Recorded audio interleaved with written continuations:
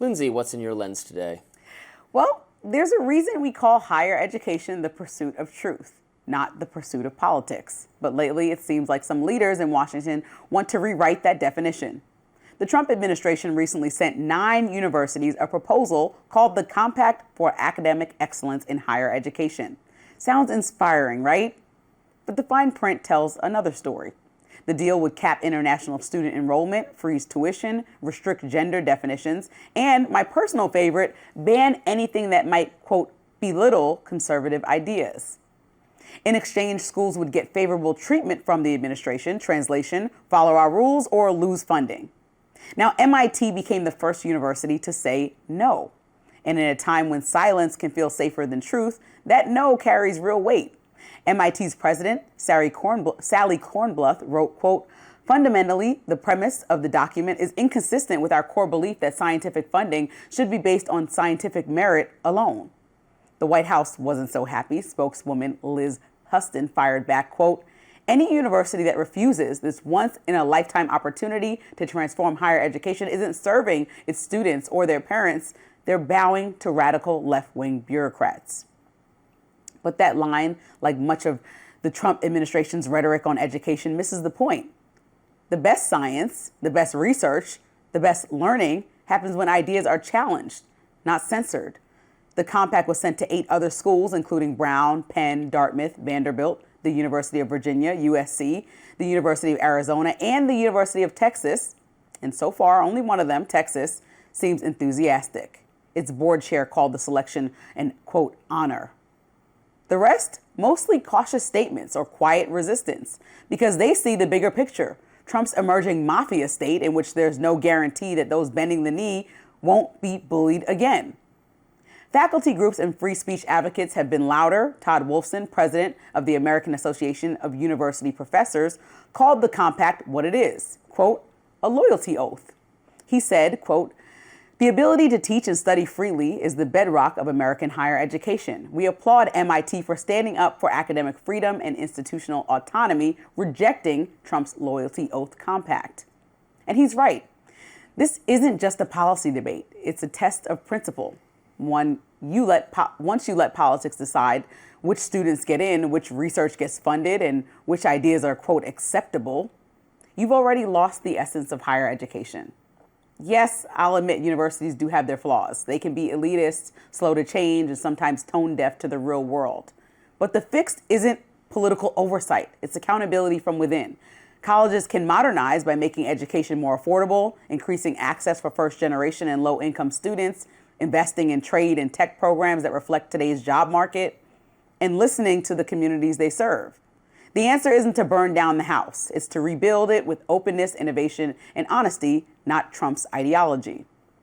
MIT's refusal reminds us that freedom in education isn't just a privilege, it's a responsibility. Because once you start teaching loyalty instead of critical thinking, you stop creating scholars and you start creating followers. And that's not the America we signed up for. You know, there's a skit, Lindsey, in A skit? After that profound speech, you're going to bring up a skit? Parks and Recreation. Have you seen Parks and Recreation? Yes. Those annoying brother and sister, I don't know who they're played by, but the girl goes to her dad, who's played by the Fonz, Henry Winkler, and says, I've done nothing wrong ever in my life. Now give me money, please. That is the attitude of our university. Did you not hear I said that colleges can get better, universities can get better? I don't think that the answer is President Trump saying, here's what I think should happen, and here's how you should change. I just don't think because we'll go from president to president to president. Like every president will tell you what they think and continue this on.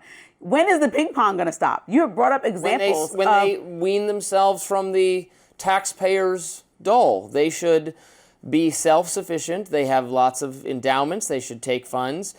We should not be on the hook for providing them their funding. Well, since the federal government is involved in many schools, I think that if it's involved, then it's going to have oversight. Yeah, but embracing some ideals that allow for a freedom there, because we've seen some of the brightest and the best in our country come out of some of our top universities, and even community colleges, all universities and colleges across the country. We've seen people go on to do amazing things. And so if we want to continue to support that and support the dissemination of truth, then we have to allow these spaces to be what they've always have been. I mean, historically, there have been arguments about what should happen in colleges and political oversight, and that's not the answer. Colleges are places where people learn who they are and grow. And so President Trump saying, oh, you don't like the woke ideology. Like, woke is this blanket broad strokes thing that he co-opted and turned into something that means absolutely nothing. It means everything. No one likes wokeness, least of all the American people. No one at college is saying they want to be woke. They want to be speaking. They don't want to do studies that are influenced by woke ideals. No, he's just picking random things. Oh, we're telling you how many international students.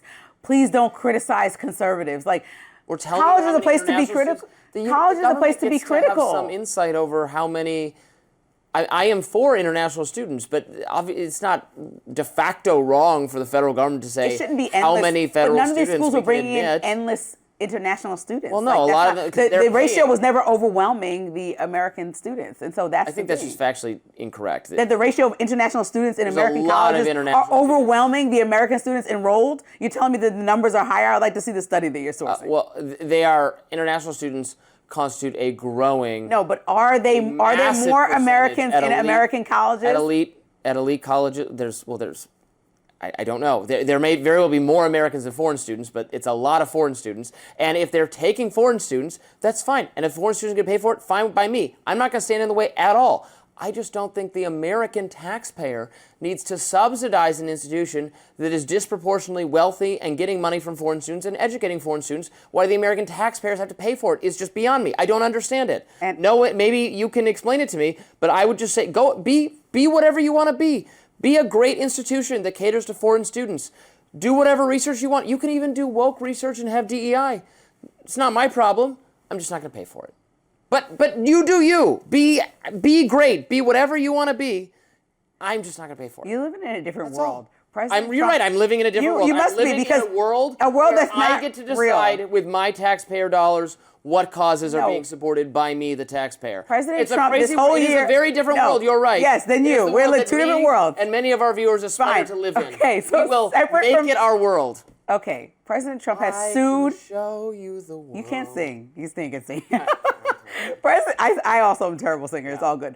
President Trump has sued multiple colleges. A whole new world. He sued multiple colleges. Yeah. He sued. I know. And he's put it towards his presidential library. He's got them to cooperate with a list of rules that he deems appropriate. And this is the tirade that he's on. Now he extended this olive branch that's kind of like, before I strong arm you, sign this agreement, do everything I say, or I will sue you. So now he's threatening people like he's a mobster from one of these 80s movies. Right, and a lot of the terms. And this is what he's using as tactics.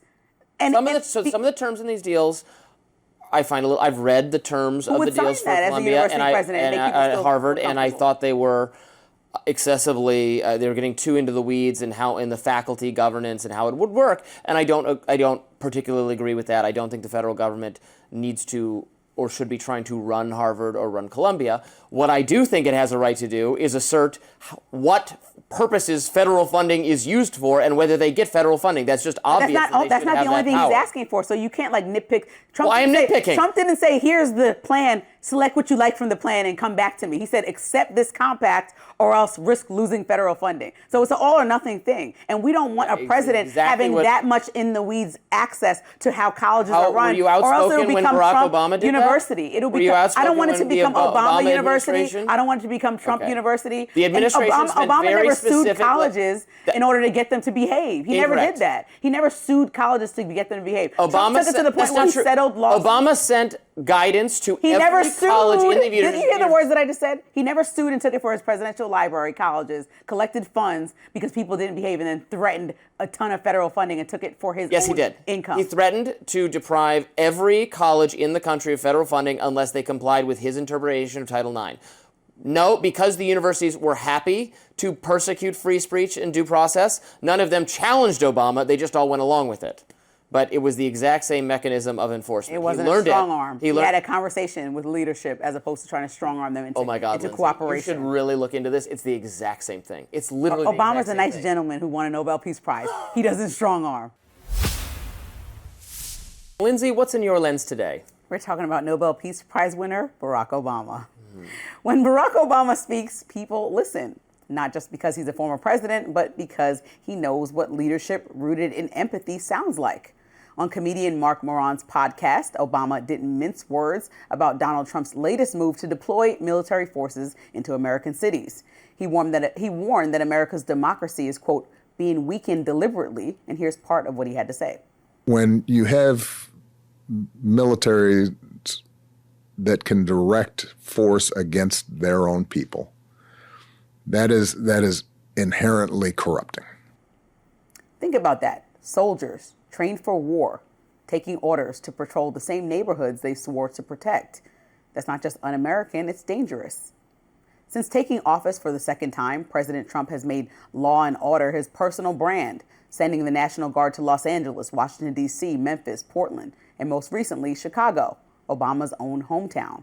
A federal appeals court had since blocked the deployment on Chicago streets, but allowed the Guard to remain under federal control. The Trump administration claims it's all about protecting federal buildings during protests over ICE operations, but Obama isn't buying that. If I had sent in the National Guard into Texas and just said, you know what, a lot of problems in Dallas, a lot of crime there, and I don't care what Governor Abbott says.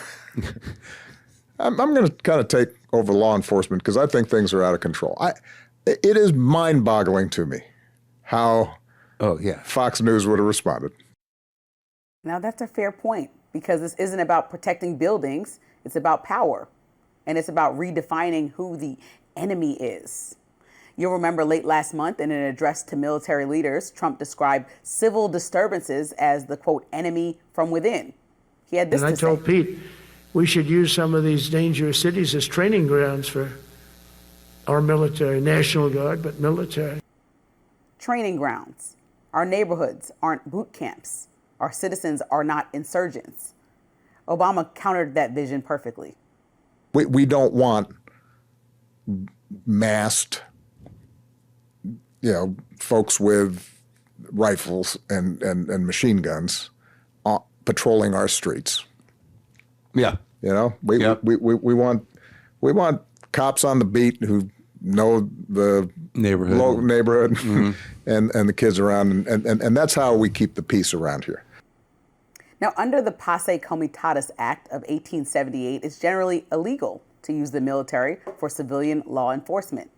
The Insurrection Act, which Trump has threatened to invoke, was meant for true emergencies like rebellions, invasions, and moments when states asked for help. The last time it was used was during 1992, during the Los Angeles riots, and even then, at the governor's request. So the question isn't whether the president can use the military this way, it's whether he should. Because when we start treating our own citizens like combatants, we lose something far greater than control. We lose trust, humanity, and the very fabric of our democracy. Crime in our cities will not be solved by troops in tactical gear. It'll be solved by investing in people through jobs, education, and community-based policing that actually connects, not divides. Militarizing our streets might look strong on TV, but the real strength isn't about force. It's about long-term collaboration between state and federal officials.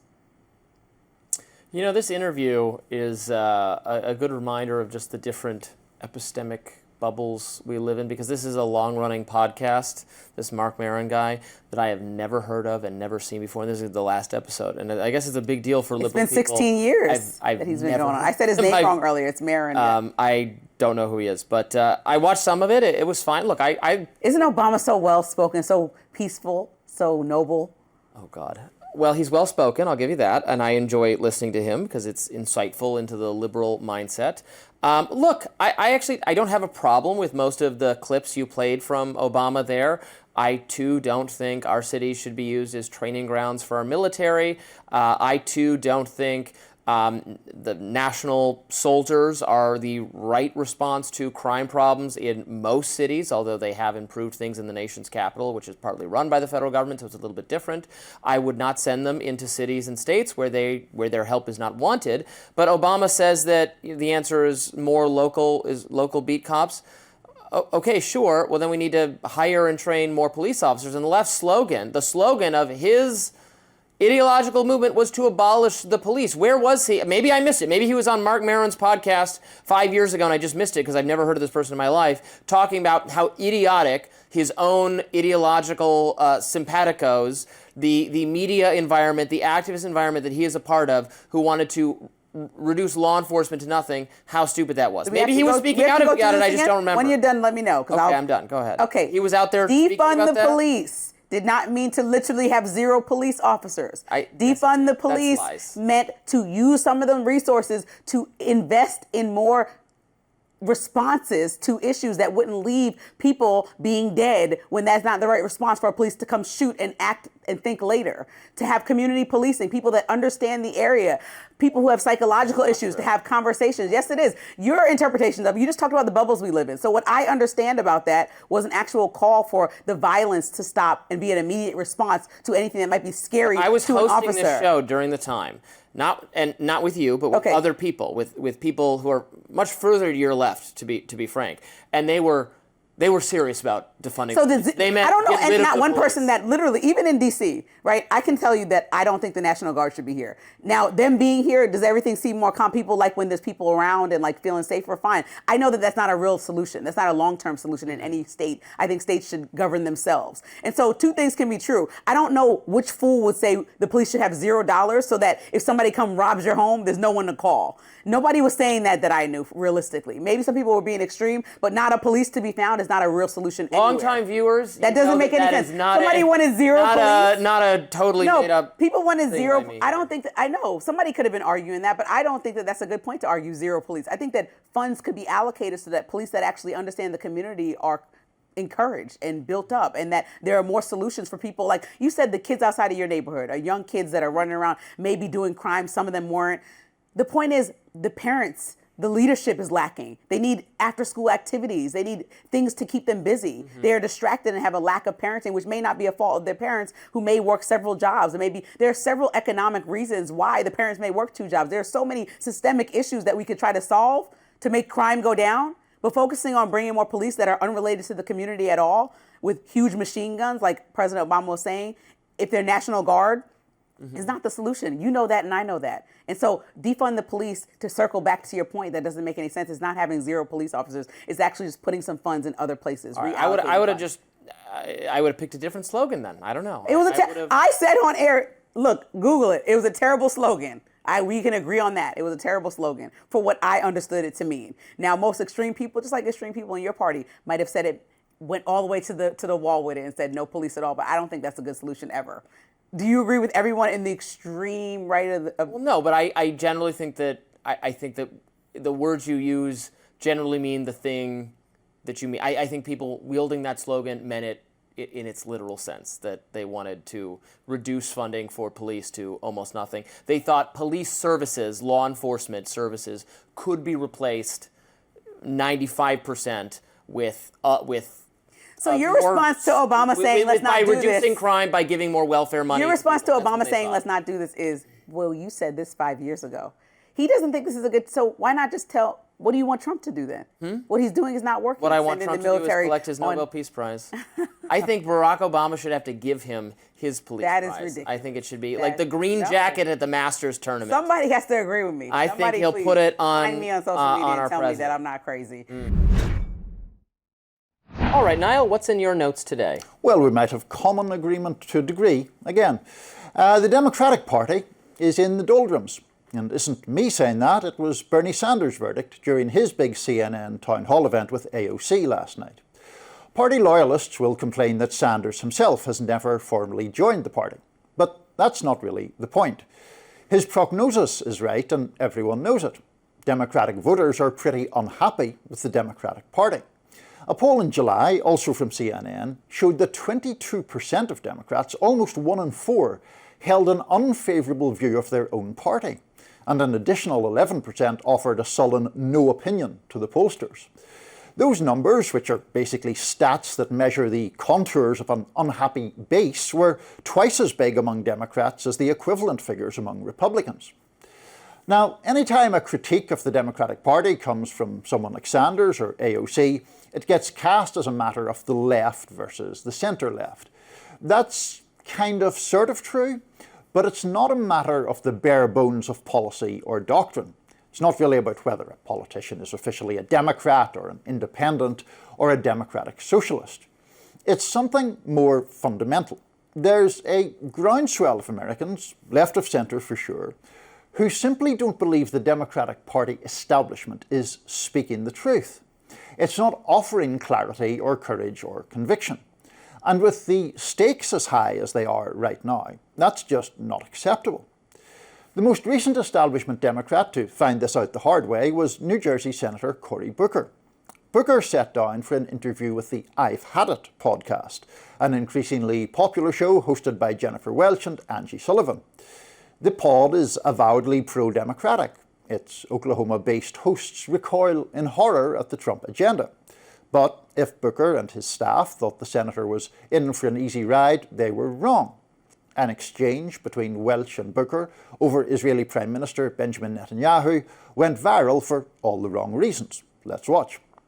Do you think he's a war criminal, Benjamin Netanyahu? Do you think he's a war criminal? Again, these are questions that a lot of people think are the important litmus tests that are loaded and hot.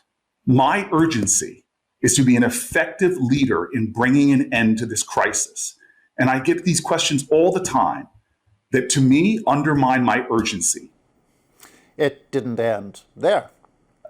I think the thing that Democrats get so frustrated with, where we are right now, where you see like the Zoran Mamdanis and the Graham Plattners rise up, because they can go on podcasts and you can say, do you think Benjamin Netanyahu is a war criminal? And they just say, yes.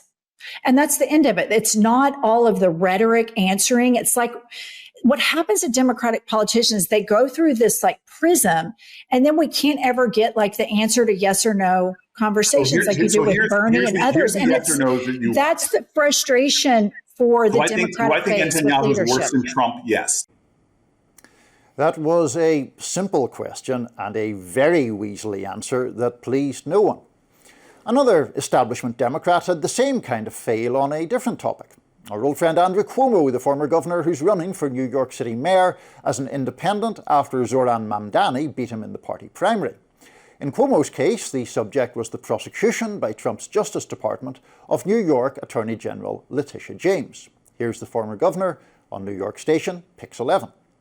Should the president have gone after Tish James? Well, my point is, and I think this is nearly uniform, both sides, Democrats and Republicans, believe there's too much politics in the justice system. Yeah, this is what your statement said yesterday, but should the president have gone after the attorney general? Was he right to do that? Well, he will say he didn't go after her. The prosecutor will say they were just doing justice, which is what Tish James said about going after President Trump. That answer was so halting and bloodless that Mamdani himself eagerly tweeted it out. Even California Governor Gavin Newsom got into trouble in yet another podcast recently when he gave a weirdly halting answer after the host Van Lathan asked him about the influence of AIPAC. The problem here isn't really not being left-wing enough. The problem's giving mealy-mouthed, weak responses on fundamental questions. Is Netanyahu a war criminal? The answer, in my view, is yes. The evidence is overwhelming. Is Trump targeting Tish James because he wants retribution? Again, the answer seems yes, plainly. And you've no business looking for votes from Democrats if you're not willing to say so. I'm not picking on Booker or Cuomo for their own sakes. It's because these examples showcase a timidity that has hung around the Democratic Party establishment for too long. And that timidity has curdled and become to smell worse and worse, especially with where we are right now. If you don't speak the truth with some courage, how can you connect with Americans who are struggling in their own lives, deeply worried about their country, the world, and their own place within it? Now, it isn't all bleak. There are some people willing to be different, and I'm not only talking about Sanders or AOC or Mamdani. Graham Plattner is an oyster farmer, a military veteran, and a Democrat running for the party's Senate nomination in Maine. He's capturing the imagination of a lot of voters, and it's pretty easy to see why. Once we have fought back fascism, once we have protected our democracy, once we have protected our rights and our freedoms, it needs to be a different kind of freedom. Not just a romantic freedom, not a freedom of talking about rights we must defend, but a material freedom. The freedom to have time and energy to live a life of dignity and joy.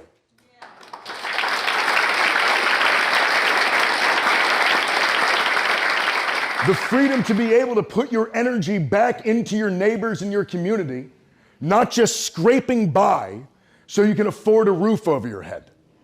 That's not freedom. Struggling, existing, not being able to follow your dreams, that is not freedom. See, pretty simple. If you have conviction, if you have some courage, if you can call things as they are, people understand. They understand because they can feel the truth. And they don't feel it from the Democratic Party leadership right now. And that simply has to change. Yeah, exactly. Everything you said. I think it is about more conviction than necessarily what your beliefs even are, although what your beliefs are clearly matters. But the Cory Booker is the clearest illustration. Right. He said, you asking me a direct question, do I think Netanyahu is a war criminal, is getting in the way of my urgency. Right. It was the most cringy, kind of safe, constructed by a consultant class phrasing. And this is why podcasts and new media can be improvements on traditional media, because it's harder to get away with that. Right. When you're talking to someone for 2 or 3 hours in the long form, you can maybe get away. It's easier to get away with that. I'm not saying you entirely get away with it, but it's easier in a briefer cable news hit where the host wants to hit a bunch of topic and move on to the next thing. Right. After they realize you're not going to directly answer their question. Okay, fine, we got to move to the next thing. Sure. Whereas here, they had a moment for that host to say, well, wait a minute, Right. it's not at all what we're looking for. And again, if Cory Booker doesn't believe that, he should just say no. Exactly. He should say, no, he's not a war criminal. He's trying to defend his country. He's doing what he thinks is best. I don't agree with all of it, but that's absurd. It's an ally of America, and it's for the people of Israel to decide whether he's an effective leader. If that's what he thinks, he could just say that. Exactly. You'd respect him more for just saying that. Yeah. He doesn't want to say anything to Right. offend anyone or get in anyone's trouble, and then that makes people think, oh, it's because you're bought and paid for by AIPAC or Israel, whatever it is. Exactly. Or you just agree with them. I mean, like John Fetterman just agrees with what they're doing and says that plainly enough, and is actually pretty popular less so among Democrats, but is making up for it with the amount of popularity he gets from Republicans. Yeah. Which is a strategy. Right. This strategy is just a failing strategy. Right. I mean, I think that people do admire conviction. And I think that goes across the board regardless of people's ideology. And that is the kind of thing that's so lacking in that Booker answer. I would say the Cuomo answer as well, where it's just like, let me not really say anything. Right. And in the attempt to not offend anyone, you actually don't please or inspire or excite anyone either, and that's obviously right. What are you doing? You have to be willing to risk something, right? Or why are you even running? But so many of these people are not running for any reason to bring about any change or that's very background noise kind of thing. They enjoy being in power and they enjoy occupying these positions for forever. And the in it to win it, as Hillary Clinton used to say, right? Which is like the purpose is to win the office. Had plenty of these people as well, but they're being substantially replaced by enthusiastic, people who really feel serious conviction about how great President Trump is and how great his agenda is and manifest it at all times. And maybe when the camera's not rolling, they go, okay, I can let my hair down for a minute. But there's something genuine about it. You can't fake this to some degree. I talk to these people like, man, they are true believers. Yeah, I mean, I think authenticity, not to be too cliched about it, but authenticity is important in politics or in anything, in life, really. Yeah. Niall, dying to find out what's in your notes today. I'm glad you asked, Robbie, because tomorrow millions of Americans will come together to show their opposition to President Trump, his policies and his power grabs. It's time for another No Kings event. Last time around, in June, an estimated 5 million people came out from big cities to small towns. Tomorrow, the crowds could be even larger. There are more than 2,600 events planned across the country. And that's a reflection of the huge number of people way beyond the Democratic Party base who have real concerns about what the man in the White House is doing. A poll in September from the Pew Research Center found that 2/3 of Americans believed that Trump had already, quote, improperly used his office to punish those who say things he doesn't like. Even among Republican-leaning Americans, more than 4 in 10 agreed with that assessment. So, as tomorrow's massive protest looms, no doubt Trump and his GOP allies are reacting moderately, sensibly, and with due respect for the free speech rights of the dissenters, aren't they? You know, Saturday, they're going to be parading around the National Mall. They call it the No Kings Rally. We call it the Hate America Rally, because we have all the Marxists collected, all the Antifa people, you know, the BLM remnants. You'll have the, you know, the pro-Hamas wing of the Democrat Party, and they're going to be out here demonstrating and screaming and wailing. That was, of course, Speaker of the House Mike Johnson on the pro-Trump Real America's Voice network. It's easy to roll your eyes at that kind of rhetoric, and I certainly did. But we shouldn't take it lightly either, because there's a concerted effort to brand tomorrow's rallies as anti-American, dangerous and potentially violent, even though the organisers have emphasised repeatedly that the protests should be peaceful. Regardless, Texas Governor Greg Abbott is calling out the National Guard in response, saying, quote, "Violence and destruction will never be tolerated in Texas." But will dissent be tolerated in Trump's America, though? That's the real question. It's not hard at all to connect the dots on what the president and his allies are doing. They're pushing an effort on multiple fronts to cast legitimate political opposition as criminal, to portray dissenters as subversives or even domestic terrorists, and thereby to justify the use of repressive power against them. To pretend that that's not happening is to sleepwalk into real danger, losing vital freedoms all along the way. And of course, it's not only about no kings. Here's Treasury Secretary Scott Bessent talking on the Charlie Kirk Show about using the powers of his massive, sprawling department. Follow the money. When you see these groups where all the signs match, they have hundreds of the same umbrellas that they're using. You know, after they cause the mayhem, they have the same lasers that they're using to blind our police force. How are they constructed? Because this takes a lot of money, it takes a lot of organization, and we are going to do that. We have started to compile lists, put together networks, and there's a long record here. And we don't know how much of the support's coming in from overseas. We don't know how much being supported by U.S. nonprofits, C3s that give money to C4s. But this is mission critical for us now, just as after 9/11 and Osama bin Laden, the ultimate culprit, was captured. We are operationalizing this here at Treasury. Nothing says freedom like the Secretary of the Treasury announcing he's compiling lists of people who use similar umbrellas, or comparing critics to Osama bin Laden. These aren't idle threats either.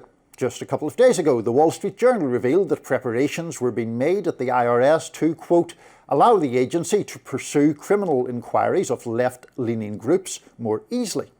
And Reuters last week noted that White House Deputy Chief of Staff Stephen Miller is, quote, deeply involved in reviewing government investigations into, quote, what the administration labels domestic terror networks, which include non-profits and even educational institutions.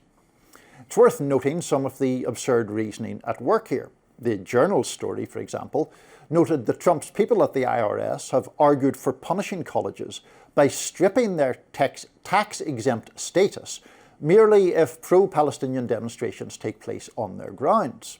The purported basis for this would be that, quote, allowing such demonstrations was a form of support for terrorism. That, in turn, is a window onto the bigger picture.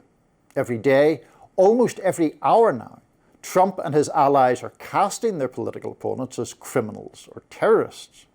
In doing so, they are quite deliberately creating a pretext. They're inventing reasons to use the full force of the government to suppress legitimate criticism. And this, remember, is all coming from a president who has in the past tried to overturn an election and right now has put troops on the streets. It's authoritarianism 101, and it's coming direct from the White House. Here's Press Secretary Caroline Leavitt just yesterday on Fox News. that the Democrat Party's main constituency are made up of Hamas terrorists, illegal aliens, and violent criminals. That is who the Democrat Party is catering to. This is nonsense, of course, but it's dangerous and sinister nonsense. And if it's not exposed as such, it is absolutely leading to a very dark place. That's just one reason why tomorrow's No Kings protest, an act of mass resistance, is so desperately needed. Very interesting. I made some notes. I don't, overall disagree with what you're saying. I'm a major supporter of free speech and the First Amendment. I think the administration's domestic agenda with respect to civil liberties and speech is certainly concerning, more than concerning to me. I also don't, when I see the No Kings protests, I don't particularly see organized, violent, Antifa-type groups. What I see is a far more sinister threat, in my view, which is old boomer liberals who will make it impossible to reform our vast entitlement system because they keep these blood-sucking vampires wanting social security and Medicare and things like that, Robert. And just a tremendous social safety net that's bankrupting. Wanting not to fall into indigence in their old age. How could they? That's what I want for them. So that's the real threat. I think there's a little bit of naivety, or naivety or maliciousness on the right for thinking how well-funded or organized what they call Antifa is. I have been to many protests. I have studied and attended protests on campuses, protests everywhere in streets of D.C. that have turned violent. There are certainly violent elements, and there are professional protester elements. How organized or well-funded they are, some of the things Scott Bessent is saying there, like, they all have the same umbrellas. Like, umbrellas don't cost a lot of money. Like, these are not their tactics. It's like a little bit like the Joker in the Dark Knight. It was like, this is cheap what I'm doing. This doesn't cost a lot of money. I kind of think of them as like groupies for bands. Like, they travel around. They go to protests. They're not living it up in luxury. Right. They're people who that's what they like to do is attend protests, and there's violent, and if they're violent, they should be arrested and they should be rounded up. That's fine. But to think that there's some shadowy cabal behind them, or that it's a foreign overseas, it's far more likely that if there's overseas involvement in our politics that is bad, that it's happening online, not that it's actually what you see on the streets. Right, and just briefly, because I know we have to move on in a second, but the shadowy cabal thing I also think is intended to delegitimize the number of people who just disapprove of what Trump is doing. So you say, oh, well, it's all organized, they're all paid protesters. Like, they're not all paid protesters. If there were 5 million people at the last No Kings protest, it wasn't George Soros behind the scenes handing out $20 notes. Of course, Niall, I remember, it's ironic, it's shoes on the other foot. I remember 2010 going to Tea Party rally after Tea Party rally. AstroTurf. And I was told this is all the Kochs are paying them all to be here. This is just all the manipulation. Frankly, some of the associate of the same that it's all the Kochs behind it. This is reminiscent of that to me. I mean, certainly the Kochs were against the Obamacare policies and were spending money against them, but also the thousands of people showing up had genuine opposition to the policies they were seeing. I tend to think that's the case here. I agree with that.